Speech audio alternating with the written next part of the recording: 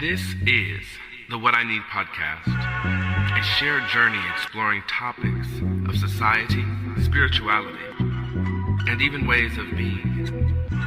Here, we speak freely and fully, from the heart and the conscious mind, in hopes to find what we need. Thank you, for your time is valuable and you could have been anywhere else in the universe. All of you are welcomed and appreciated.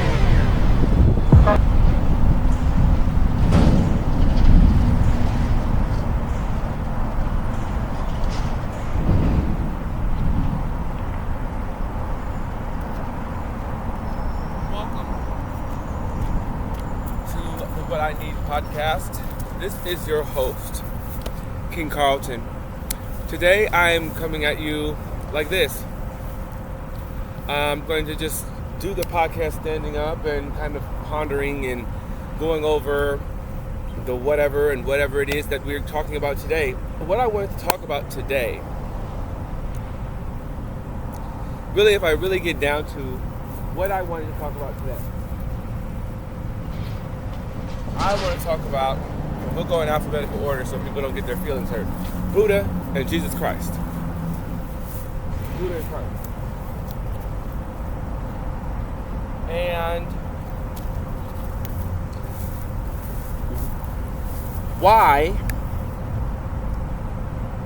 there is seemingly to be this, I don't know, there is and there isn't a separative idea about these two, not even individuals, because those of us that know the true meaning of what it is to be a Christhood initiate or a Buddhahood or Buddha nature, that these individuals that have represented these energies throughout time are not the individual. They are anointed with, they are imparted to that level of being. You see, Gautama Buddha took on a Buddha nature after meditation. Jesus the Christ took on the Christ at the age of 33 after experiencing and living and being the being that he was.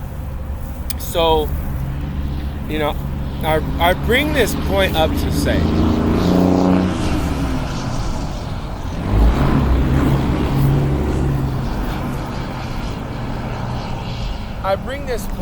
today on the podcast because I realize that there's so much going on out in the world, and there is so much twisted, violent, evil, warful, dark things going on in the world. And a lot of those things are allowed to team up and come down on people and individuals all together, and all of a sudden, and almost as if, sometimes it feels almost as if those darknesses had been in collaboration. When someone has, maybe they have a, let's see, what kind of hindrance? Let's see.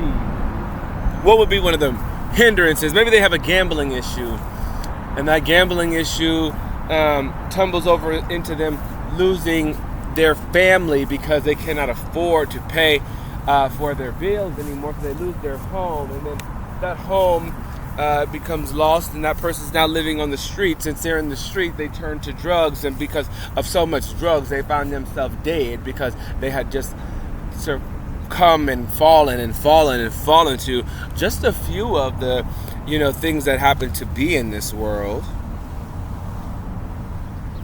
But people seem to have an argument sometimes about the forces of good collaborating, praying together, uplifting together. Sources of good that have proven themselves for over thousands of years.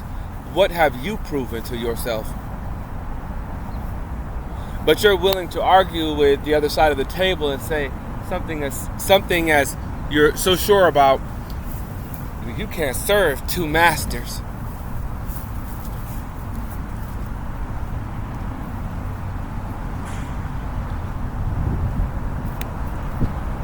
Good is good and bad is bad.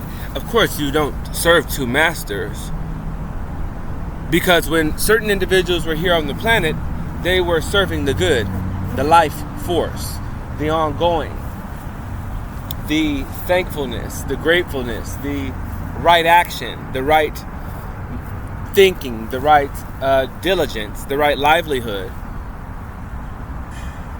Principally, it goes beyond a word that defines just someone's religion. This is kind of maybe a hot topic conversation, but in 2025, when everybody's looking really lukewarm and kind of disgusting, I think it would be a good time to bring it up. Now, I just say that because, and I'm going to have a little bit of my ice cream just because, it's one of those kind of days where it's a beautiful day.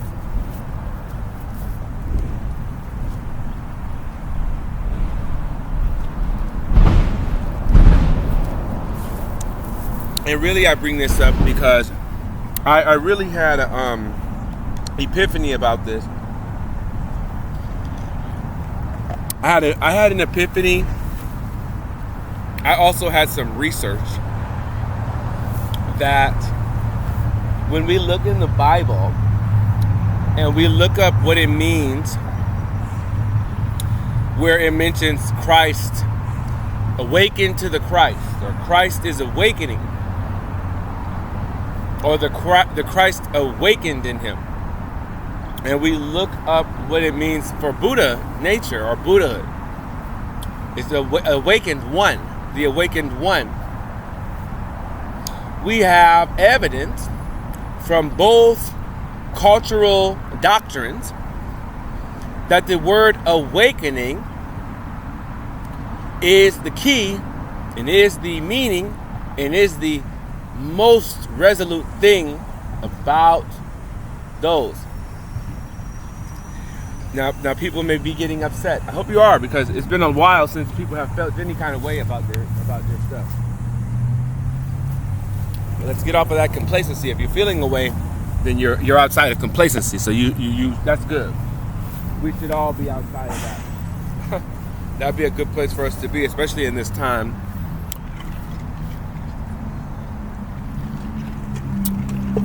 So they may ask, how dare you? How am I going to get my salvation and my eternal forgiveness if I think anything about Buddha and I'm supposed to only think about Jesus Christ?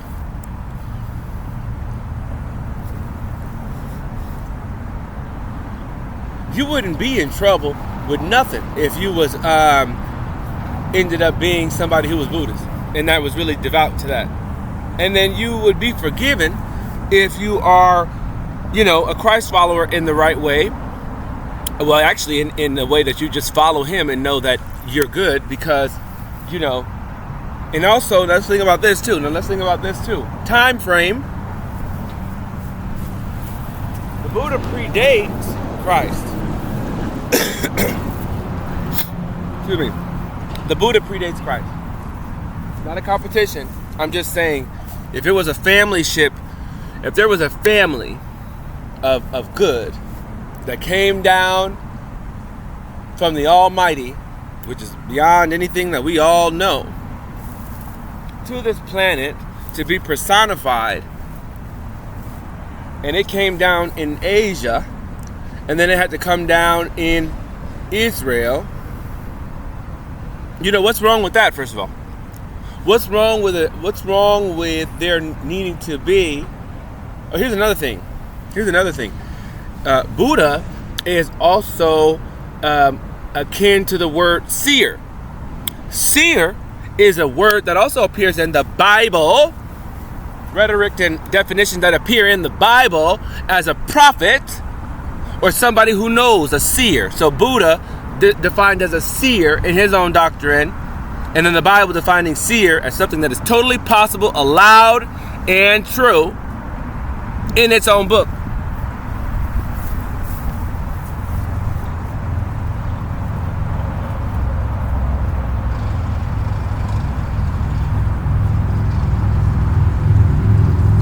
You see what I'm getting at? So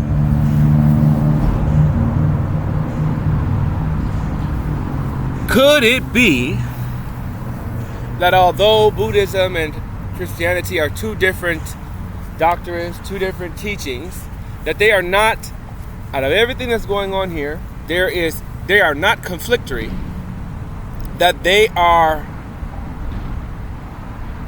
two, if not just one, that we are too naive to understand.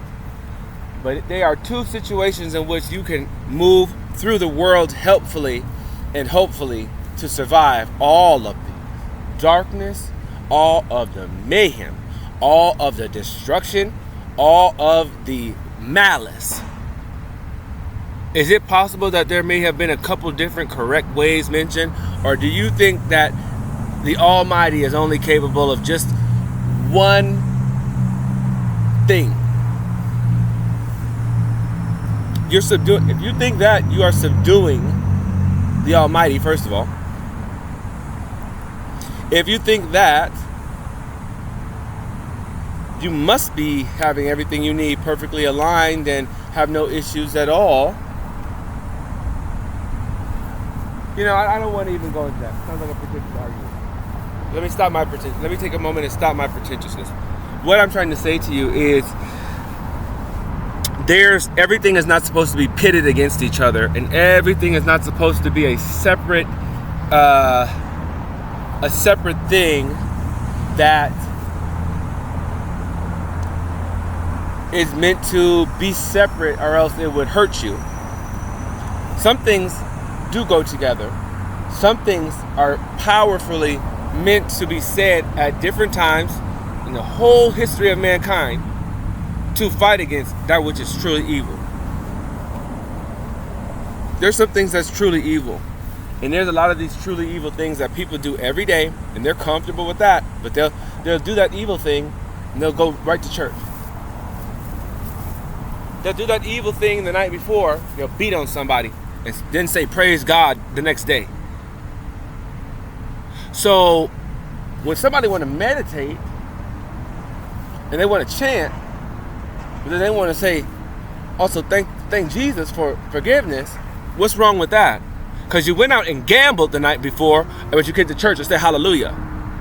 So what kind of practices and principles are okay? Maybe we should be combining good on good and combining, mindfulness on top of faith, religion, spirituality, all together on a good note, instead of, here, let me see what kind of messed up, nasty, fucked up, violent things I can do, and then go and get my forgiveness the next day just because I know. See, no, you're not combining the right things, but you're allowing sometimes evil and bad to combine itself and just shut someone down, and then all of the proper things, and the monks and the deacons, they can't pray together because that would be weird. Now, what if it was that truly spiritual and wholesome vibrations started coming together to aid one another, instead of say, oh no, I don't know them. They can't be nothing. But hey, y'all ready to go out to the casino tonight? No! But you see, we do this here on this planet. We let the bad things collaborate, and we say that the good things have to follow all the rules and regulations that do what? Subdue each other? Limit each other from being the tools that might have been put here at different times and different eras across God's Alpha and Omega timeline?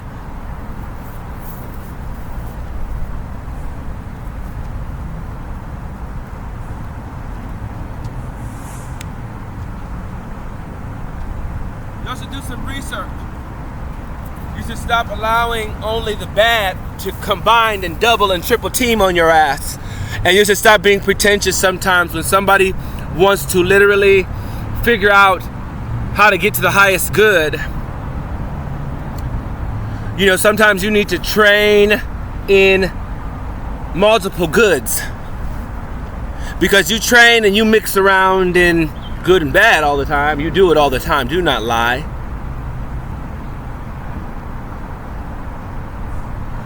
Okay? Or you know people, you know individuals that have done it all the time. You know that. Or you have done it once before in your life. Or you have, come on, let's get real. There is a more serious nature that it needs to be brought to the human race at this time about awakening, about furthering consciousness, about coming from an area that is higher. Because we've done all the low things over and over and over again. We've done low things. We've done things that have been murderous. We've done things that have been treacherous. We've done things that have left certain people out and behind and down and done for. But have we really strived to awaken to the Christ? Have we really strived to become a Buddha nature? Okay? What are you striving for so hard, or is it not that serious? Have a nice day.